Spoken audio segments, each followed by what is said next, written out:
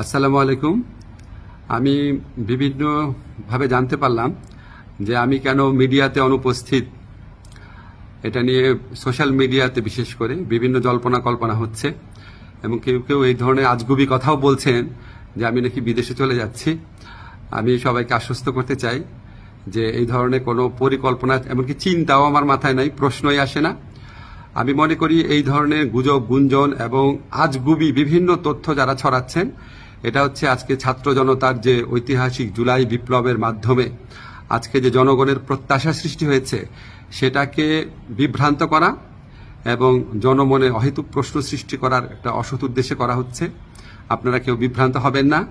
আমি কয়েকদিন আগেও পত্রিকাতে ইন্টারভিউ দিয়েছি, তবে এটা ঠিক আমি একটু মিডিয়াতে কম আসছি কারণ আমার অনেক কাজ এবং আমার কাছে মনে হয়েছে যদি আমার কার্যক্রমে যদি কোনো অগ্রগতি হয় সেটা আমি জানাবো। অহেতুক এখন তো আমি আর টক শোয়ের মানুষ না, এখন আমাকে কাজ করতে হবে, কাজটাতে বেশি কনসেন্ট্রেট করতে হবে। তো আমার প্রবাসী কল্যাণ মন্ত্রণালয় এবং আইন মন্ত্রণালয় দুই ক্ষেত্রেই কিছু অগ্রগতি হচ্ছে।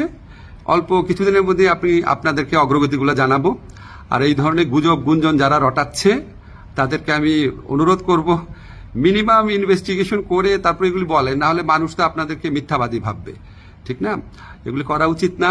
বাংলাদেশকে একটা নতুন বাংলাদেশ গড়ার জন্য, রাষ্ট্র সংস্কার করার জন্য আপনারা বরং পজিটিভলি আমাদেরকে সাজেস্ট করবেন, ভুল হলে বলবেন।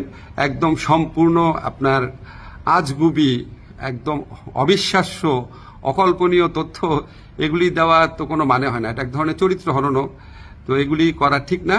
আপনারা আশা করি সকল বিভ্রান্তির অবসান ঘটবে আমার বক্তব্যের মধ্যে দিয়ে। সবাই ভালো থাকবেন। ধন্যবাদ সবাইকে।